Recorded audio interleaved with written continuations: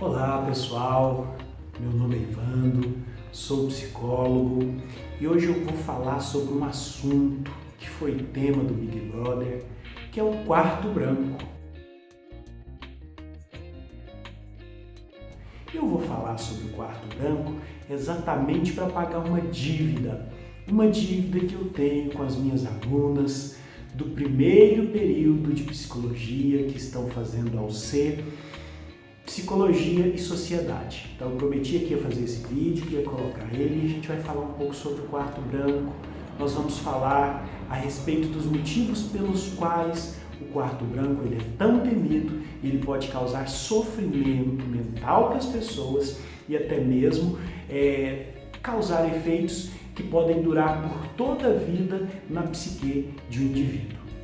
Então vamos começar primeiro falando sobre quando esse quarto branco se tornou popular, a primeira vez que se ouviu falar dele assim com mais incisividade na sociedade. Em 2004, um iraniano, Amir Farkhvar, ele ficou preso no Irã em um quarto branco durante 8 meses.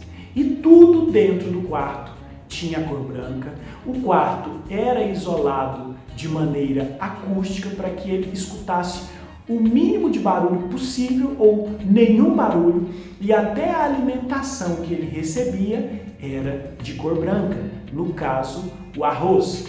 Os carcereiros que ficavam ali tomando conta dele utilizavam sapatos com forro de espuma para não fazer barulho, e quando ele precisava fazer algum tipo de necessidade, ele precisava colocar o papel higiênico, que também era branco, por debaixo da porta para que ele fosse levado para fazer essas necessidades. Resultado: depois de 8 meses ele conseguiu fugir do Irã para os Estados Unidos, mas relatou ter esquecido inclusive os rostos dos seus familiares, pai e mãe, e além de outros transtornos mentais que ele apresentou por um bom espaço de tempo. Então essa é a primeira vez que se ouve falar disso. Mas aí a gente pergunta, por que ele faz tanto efeito? Primeiro, quando você coloca tudo branco, você está privando as pessoas dos seus sentidos. Ela acaba tendo o seu relógio biológico ficando desregulado, porque o quarto é branco, as luzes ficam acesas a noite toda, você perde a noção do tempo.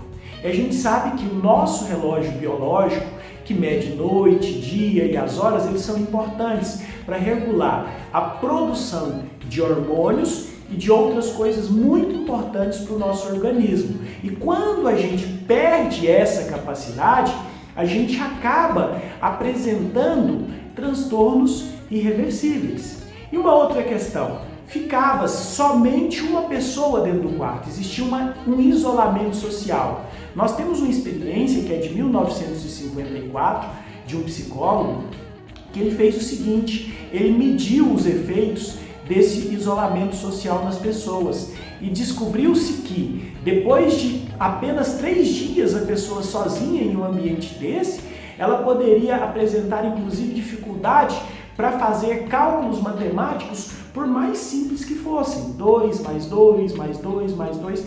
Então, isso mostra que nós temos efeitos biológicos e mentais quando a gente é exposto a esse quarto branco. Agora no Big Brother isso acontece um pouco diferente. Por quê? Porque as pessoas elas não entram sozinhas, elas entram de 2, 3, elas conversam entre si, então elas não são privadas da audição, do diálogo, da conversa.